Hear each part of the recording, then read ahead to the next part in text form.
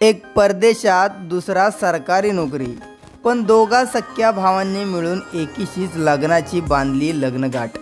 कारण ऐकून सर्वांच्यात भुवया उंचावल्या। नक्की या दोघांनी असं का केलं हे सर्व काही जाणून घेणार आहोत आजच्या व्हिडिओमध्ये। दोन्ही वर शिक्षित आहेत। एक भाऊ हिमाचल प्रदेशात जलशक्ती विभागात नोकरी करतो तर दुसरा परदेशात काम करतो।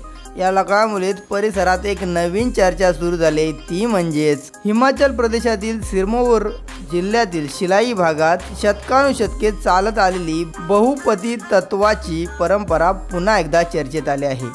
कुन्नड गावातील एका तरुणीने थिटो कुळातील दोन सख्या भावांशी लग्न केलं आहे। हा विवाह 12 ते 14 जुलै दरम्यान पारंपरिक रीतिरिवाजांनी संपन्न झाला, ज्यामध्ये गावातील लोकांनीही उत्साहाने भाग घेतला। या अनोख्या लग्नाची सर्वत्र चर्चा होत आहे। हाटी समाजात या विवाह प्रथेला उजला पक्ष असे म्हणतात।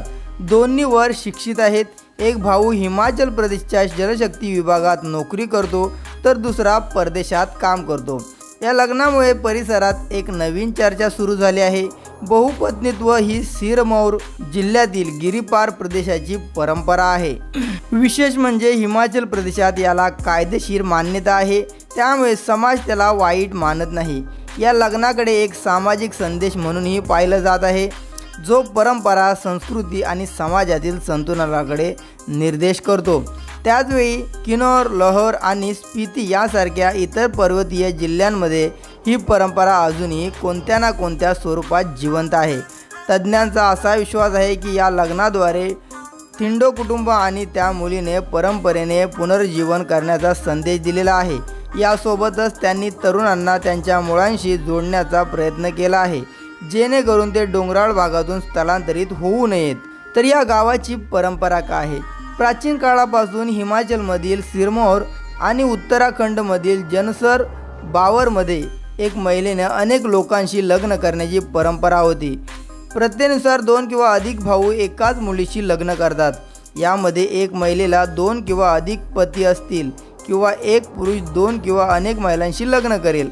आधुनिक काळात ही परंपरा संपली होती आणि 70 आणि 80च्या दशकानंतर असे विवाह फारसे पाहिले जात नव्हते। बऱ्याच काळानंतर ही बाब आता उघडकीस आली आहे। असं मानलं जातं की 2 किंवा अधिक भाऊ फक्त जमीन आणि मालमत्तेच्या वाटणीसाठी असे पाऊल उचलत असत। जुन्या काळात काही पुरुष बराच काळ कामासाठी बाहेर जात असत आणि महिला तिच्या दुसऱ्या पतीसोबत घरी राहून सामाजिक आणि घरगुती जबाबदाऱ्या सांभाळत असत। हे केवळ हिमाचल आणि उत्तराखंडमध्येच नाही तर किन्नौर जिल्ह्यातही अशी परंपरा पाळली जात होती।